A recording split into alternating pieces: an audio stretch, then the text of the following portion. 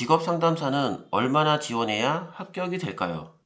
지금 보이는 대학교 리스트는 제가 1년 전 구직 활동을 하기 위해서 제 노트북 즐겨찾기에 정리해 놓은 대학교 리스트입니다. 이동거리 1시간 정도로 출퇴근이 가능하다고 생각한 학교만 정리했습니다. 제 이야기를 자세히 해보겠습니다. 저는 지금 다니고 있는 학교에 취업하기 전에 실업급여를 받고 있었습니다. 취업 준비를 해야 하는 시점, 바로 실업급여가 끝나는 시점, 그 2달 전부터 채용 정보 수집을 했습니다. 구직 활동이라는 게 시작한다고 바로 취업이 될 수도 있지만 얼마 만에 취업이 될지 알 수 없기 때문에 취업을 2달 안에 끝내자는 생각으로 준비하였습니다. 사람인 잡코리아, 워크넷으로 채용 공고를 찾았을 때 대학교 직업상담사 공고가 많지 않았습니다. 그래서 대학교 홈페이지를 뒤지기 시작했습니다. 대학교는 채용 공고 사이트에 등록되지 않고 학교 홈페이지에만 등록되는 경우가 많다는 것을 알게 되었고, 우선 내가 갈 수 있는 대학의 리스트를 다 뽑았습니다. 그러다 보니 학교별 채용 공고가 어떤 시점에 자주 나오게 되는지 알 수 있게 되었고, 학교별 우대사항을 정리해 나갔습니다. 물론 학교 홈페이지에서만 채용을 찾은 건 아니고 채용 공고 사이트와 같이 서치해 나갔습니다. 정리에만 2주 이상이 걸렸고, 정리가 된 후에는 월요일은 채용 공고 찾는 날로 정했고, 나머지 날은 자기소개서 및 면접 준비를 하였습니다. 가끔 취업 강의를 시연하는 면접도 있어서 PT도 제작하고 했습니다. 이때만 해도 대학 일자리 센터는 생각하지 않았고 취업 지원관을 중점으로 준비하고 있었는데, 결과적으로는 대학 일자리 센터에서 근무를 하고 있습니다. 지금 다시 지원할 학교를 정리한다면 지금 보이는 학교들과는 차이가 있을 수 있습니다. 경력은 더 늘었고 학교별 특성도 많이 알게 되었기 때문입니다. 현재 구직 활동을 하고 계신 분들은 채용 공고를 얼마나 열심히 찾으시나요? 10군데 입사 지원을 한다면 몇 개의 입사 지원서가 필요할까요?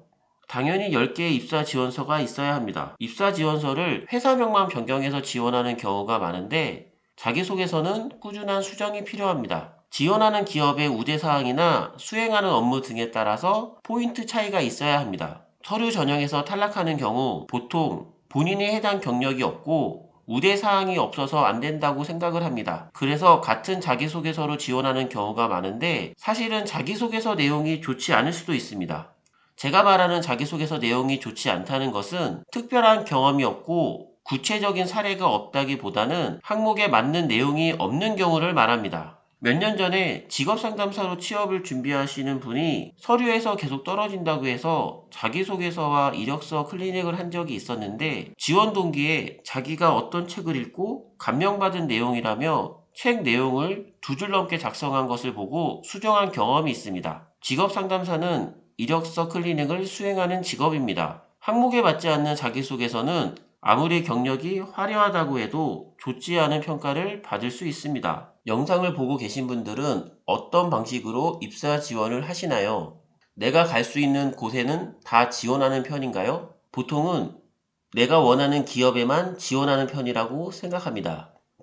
저 기업은 야근이 많다고 하고, 저 기업은 교통편이 안 좋고, 저 기업은 채용 공고가 자주 나오는 것을 보니 별로인 것 같고, 이런 식으로 본인만의 판단으로 입사 지원을 선별적으로 하면서 지원할 곳이 없다고 하고 계신 것은 아닌가요? 직업상담사 분야에서는 취업성공 패키지가 채용이 많은 편이라고 생각합니다. 취업성공 패키지는 야근이 많나요? 라는 글을 보면 야근이 많다고 들었습니다, 이런 댓글을 자주 볼 수가 있는데, 그건 사실 알 수가 없습니다. 그 시점에 어떤 이유로 야근을 많이 했을 수는 있지만 항상 야근이 많다는 것은 지나친 일반화의 오류로 언제나 야근이 많다고 단정 지을 수는 없습니다. 구직활동 시에는 내가 지원할 수 있는 범위라면 모두 지원을 해야 합니다. 특히 신입이라면 전부 지원을 해도 입사 서류가 몇 개 붙을지를 모릅니다. 서류가 붙는다고 해도 면접 단계에서 합격률은 더 낮아집니다. 사실 본인의 이력 사항이나 자기소개서를 평가받기에는 입사 지원만한 것이 없습니다. 입사 지원을 많이 해야겠다고 생각이 드시나요? 입사 지원을 꾸준히 하는데 합격이 잘 안 된다면 보완을 해야겠죠. 1차 서류에서 자주 불합격하시는 분들은 자기소개서,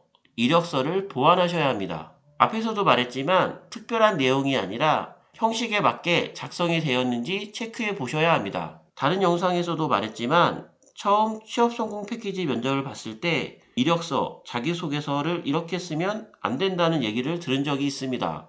결과적으로는 합격을 했지만 그만큼 기본 형식을 다른 직업에 비해서 많이 본다는 이야기입니다. 반면에 서류는 합격이 잘 되는데 면접에서 자주 불합격하시는 분들은 면접 준비를 더 많이 하셔야 합니다. 면접 시 중요한 것은 해당 질문 의도에 맞는 답을 했는가입니다. 최근에 읽은 책이 있냐고 묻는다면 어떤 종류의 책을 보는지, 그 책을 읽고 나서 본인의 생각을 물어보는 것이지 단순히 책 제목을 물어보는 것이 아닙니다. 면접은 준비를 많이 하고 모의 면접을 했다고 해도 실제 면접장에 가면 긴장하는 것은 당연한 일입니다. 제가 학생들에게 면접에 대한 상담을 할 때 가장 많이 하는 이야기입니다. 삼성에 가고 싶으면 삼성이 첫 면접장일 필요가 없다. 다른 기업 면접장에 가서 이런저런 경험을 하고 내가 준비가 가장 잘 되었을 때 삼성 면접장에 가는 것이 합격률을 높일 수 있는 가장 좋은 방법이라고 얘기를 해줍니다. 이 영상의 정리를 하자면 입사 지원을 최대한 많이 해라 입니다. 이력서, 자기소개서, 면접 준비가 필요하신 분은